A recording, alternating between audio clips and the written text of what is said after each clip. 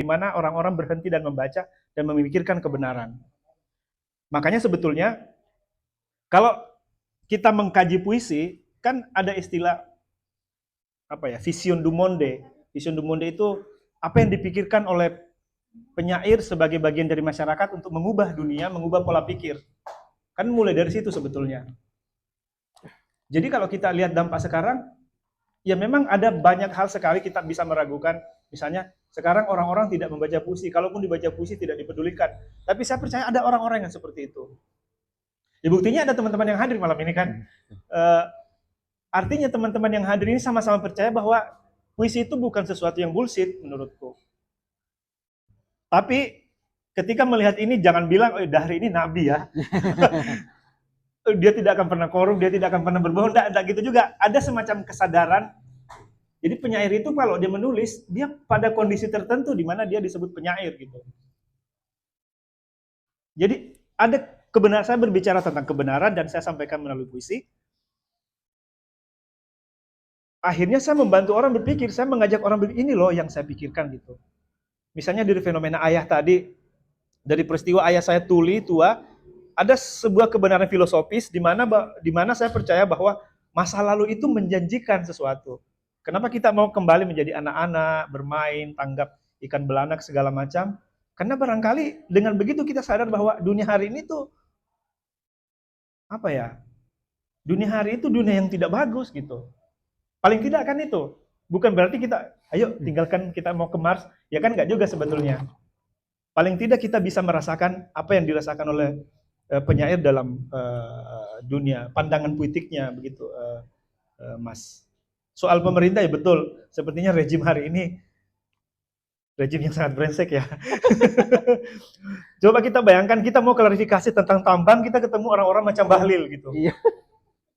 Kan menjengkelkan sekali. Kita butuh klarifikasi, satu-satunya yang bisa mengklarifikasi soal tambang energi Bahlil, dan Bahlil seperti itu.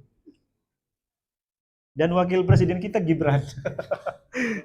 Iya, kira-kira begitu kalau kita mau memperhadapkan ideal tidak ideal, pragmatis tidak pragmatis, dan akan selalu ada tabrakan-tabrakan seperti itu saya pikir. Itu yang paling bisa saya sampaikan. Bagi dari membaca senyawa, pertanyaan saya simpel Kak. Saya bertanya, kira-kira mana yang lebih sulit? Itu menciptakan puisi puitis yang memukau lewat keindahan bahasa, atau menciptakan puisi sederhana yang mampu memicu ribuan tafsir berbeda di kepala pembaca. Baik, menurutku semua puisi sulit ya. Bahkan jauh lebih sulit. Coba bikin begini. Jadi saya selalu mengingat apa yang dikatakan Agus Nur. Jadi kata Agus Nur, tapi itu dalam konteks melatih membuat cerpen. Tapi bisa juga kita adopsi malam ini. Agus Nur bilang, jangan coba-coba mempraktekkan jurus Tai Chi kalau kamu tidak menguasai Tai Chi. Jelek pasti jurusmu. Jadi jangan berusaha membuat puitik puisimu kalau memang dasarnya kamu tidak puitik pikirannya gitu. Iya, betul. Kan tiba-tiba sulit. Bisa enggak kita bikin puisi tanpa metafora, tapi puisi itu sebagus puisi yang metaforik? Kan sulit juga itu sebetulnya. Bagaimana orang membuat orang tersinggung, tapi kita tidak menyinggung? Orang notice itu ketersinggungan, tapi tiba-tiba, wih dia menyinggung saya ya tadi itu. Jadi kan sebenarnya sama-sama sulit sih sebetulnya. Jadi kemudian persoalan lain, apa yang kita sebut puitis gitu. Kita harus sepakat dulu, puitis itu yang seperti apa gitu. Awal-awal saya di kuliah di Makassar itu saya baca Khalil Gibran. Saya punya banyak sekali Khalil Gibran semester 3, tapi kalau saya ditanya ngerti apa enggak, ya enggak. Pokoknya saya suka itu. Saya baru mengerti Gibran pada saat saya menjelang selesai. Gibran ini terjemahan ya, saya membicarakan terjemahan, saya tidak membaca karya aslinya. Jadi Gibran itu sangat puitik. Apakah sulit atau tidak membuat seperti itu? Ya sulit juga sebetulnya. Jadi kalau puisi itu mudah dibuat, akan banyak sekali orang yang membuat puisi. Tapi buktinya lebih banyak penulis novel daripada pembuat puisi. Jadi kalau itu pertanyaannya, ya barangkali sama-sama sulit gitu. Yang ada adalah momennya pas. Ada puisi yang saya bikin sekali duduk jadi. Ada yang memang saya pikirkan berbulan-bulan baru jadi gitu. Bahkan bertahun-tahun nggak baru Bahkan selesai. bertahun-tahun. Jadi mudah ya bikinnya hanya sekali duduk. Iya, tapi momentumnya yang mahal gitu. Kan tidak tiap hari kita begitu.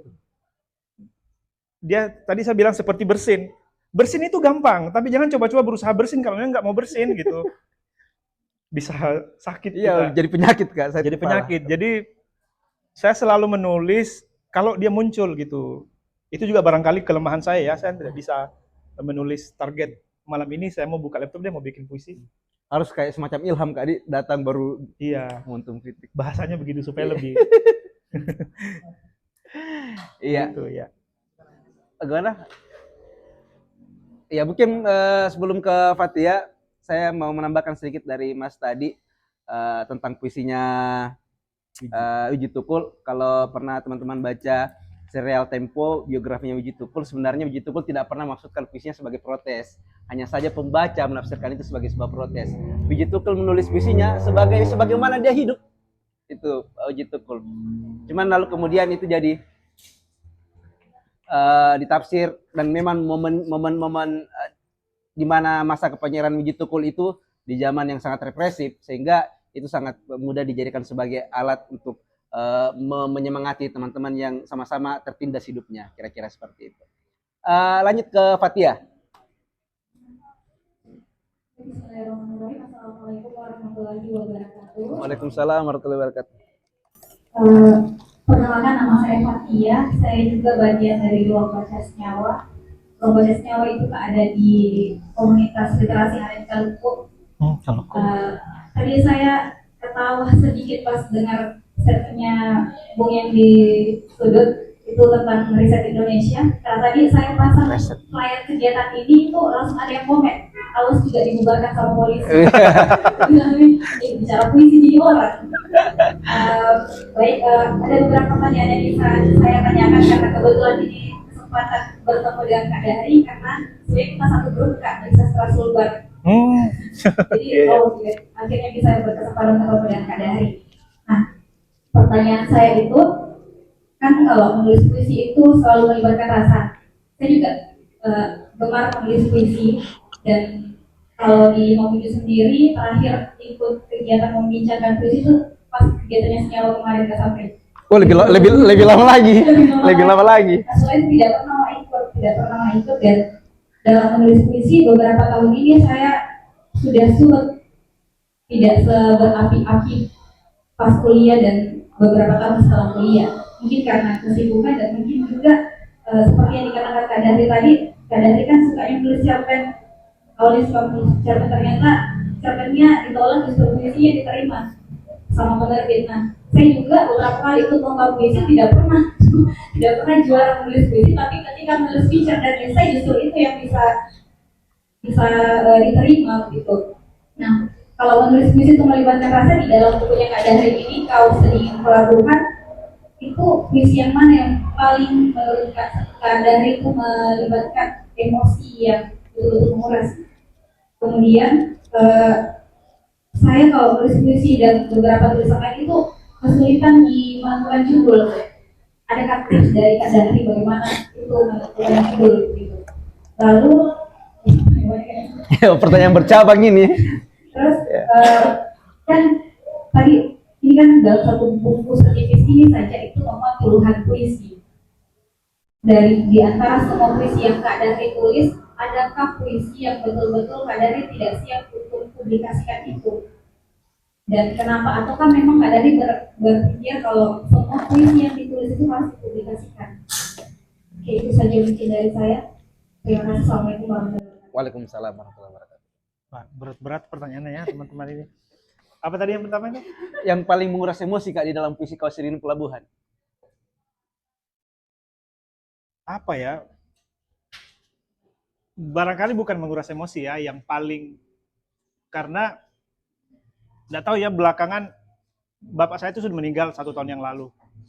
Sebelum bapak meninggal itu, perhatian saya tuh ke ayah saya bikin puisi. Jadi kalau ada hal-hal yang kayak tadi telinga ayah, nah kebenaran setelah menulis puisi itu, tidak lama setelah buku ini terbit, ayah saya meninggal gitu. Dan akhirnya perspektif saya terhadap puisi saya tentang ayah itu berubah juga. Jadi tambah-tambah apa ya? Tambah, kalau kita pakai bahasa sehari tambah sedih gitu, Iya. memikirkan puisi itu. Mungkin itu puisi-puisi yang paling ini, tentu saja. Tapi kalau konteks sosial sekarang di Indonesia, ya seperti yang di puisi yang dibacakan tadi tentang Kalimantan, karena konteksnya memang pembalakan hutan dan segala macam. Tapi apapun itu, semua puisi itu personal menurutku. Jadi tidak ada, kalau kita harus mau mencari mana puisi yang paling menyentuh, alat ukur kita untuk menentukan menyentuh itu seperti apa gitu.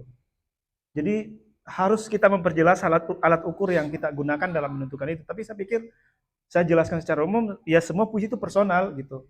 Semua puisi personal karena tidak ada yang menguras energi gitu. Sesederhana apapun puisi dia pasti menguras energi. Dan kalau pertanyaannya adakah puisi yang tidak siap publis?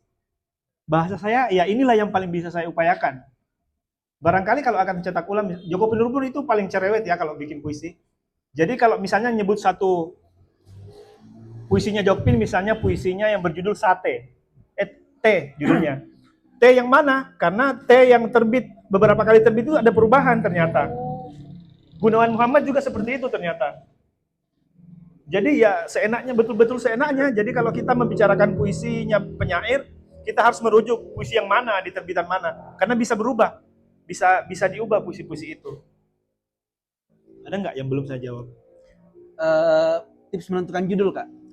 Saya orang yang juga paling payah menentukan judul. Sering sekali saya, kadang-kadang istri saya yang mengoreksi judul saya buruk.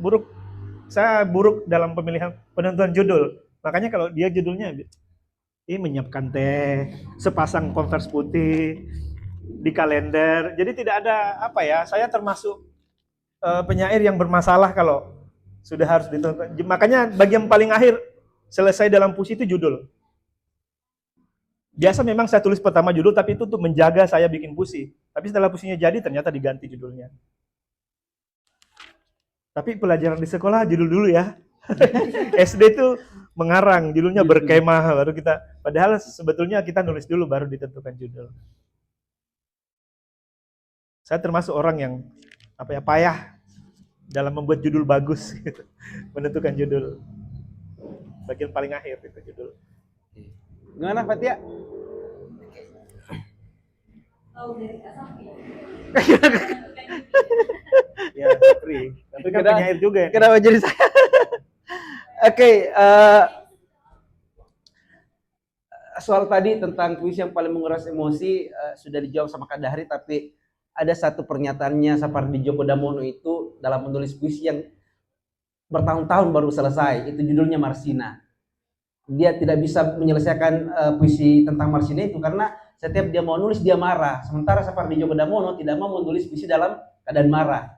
Dan itu bertahun-tahun baru bisa selesai. Mungkin itu bisa menjawab pertanyaan dari Fatia karena sifatnya sangat personal dan sangat bergantung sama penyairnya. Boleh jadi juga ke depan Fatia mau nulis sesuatu yang setiap mau tulis nangis, sehingga membutuhkan waktu yang cukup panjang. Gitu. Soal judul tadi, kalau saya pribadi judulnya mungkin biasa juga belakangan, tapi biasa menggabungkan dua kata kayak aforisme kekalahan, kayak gitu. Puisinya gampang diingat, gampang teringat di kepala kita. Ada teman-teman lagi yang masih mau bertanya sama Kak Dahri soal puisi, soal Kondisi Sedingin Pelabuhan, atau hal-hal yang ada kaitannya dengan dunia puisi? Ini hampir sebagian besar sudah mengajukan pertanyaan. Ada? Oh ya. Sebenarnya tadi selama pembahasan ini saya justru makin pusing gitu, makin paradoks apa yang saya katakan misalkan. Selama kau meyakini kalau kau itu tulis puisi, itulah puisi. Itu apa ini kan? Puisi itu pantas saja saat itu orang bilang bubarkan saja fakultas sastra. Karena kayaknya enggak. Puisi itu memang tidak dihargai seperti itu kali. Padahal menurutku masa seorang nyanyi Lambar bisa buat puisi secanggih itu misalkan, atau siapapun lah penyair yang kita kenal itu hanya nulis puisi dengan bermodalkan cuma nulis kayak gitu. Saya paling tidak terima seperti seolah itu. Ya jadi saya tidak bisa membedakan itu mana caption, mana puisi dan itu. Itu maksudnya kalau ya apalagi saya tahu bahwa Kak Dahri ini adalah seorang akademisi, selain praktisi, selain pengajar, dia juga akademisi. Dan Kak siapa nih Kak? Sargi ya? Sapri. Sargi ya? Itu alumni sastra ya. Dan keluar statement yang bilang selama kau meyakini puisi, Pak, itu puisi. Pak, saya makin bingung Pak. Saya makin penasaran masuk jurusan sastra. Apakah memang di sastra itu puisi itu semudah itu, segampang itu, segampang kita dulu menulis Facebook kayak gitu. Nah itu sebenarnya saya makin pusing. Berjalan dari sekolah ini makin pusing saya. Puisi ini apa? Oke, siap. Gitu ya. Oke, thank you. Bisa mungkin langsung dijawab Kak Dahri, ini cukup bagus pertanyaannya. Iya, tentu akan berbeda kalau kita ngobrol di dalam kelas. Karena saya pasti pakai teori. Saya pasti tidak akan mengucapkan apa yang saya ucapkan malam ini. Tapi kan tidak asik saya berteori di sini. Intinya adalah sebetulnya, coba kumpulkan semua puisi dari beberapa zaman. Kan beragam sekali tuh. Baru bulan lalu saya ikut pelatihan, saya masih ikut pelatihan puisi. Mentornya siapa ini, si botak? Afrizal Malna, Kak. Afrizal Malna. Nggak jelas. Kalau kita lihat realitasnya Afrizal Malna, ya bubar Fakultas Sastra hari ini. Karena teori sastra tidak bisa mengikuti puisinya Afrizal. Bayangkan Afrizal bilang, apa itu keindahan? Tidak ada. Apa itu rasa? Tidak ada rasa dalam puisi. Kalau kita mau berteori ya, kan nggak usah jauh-jauh. Jauh lebih banyak puisi yang tidak saya kirim ke penerbit daripada yang ada di sini dan diterima penerbit. Artinya, saya menganggap ada hal yang bodoh untuk dikirim, ada yang pintar untuk dikirim. Jadi sebetulnya, kalau kita ngobrol seperti ini ya intinya kan kita tidak pernah tahu ya. Misalnya, tadi apakah ada puisi yang bagus, ada yang tidak. Ya bergantung dari mana perspektif kita melihat itu. Misalnya orang romantik tentu akan berbeda memandang puisi. Orang realis tentu berbeda. Jauh lagi ke belakang misalnya di zaman apa gitu.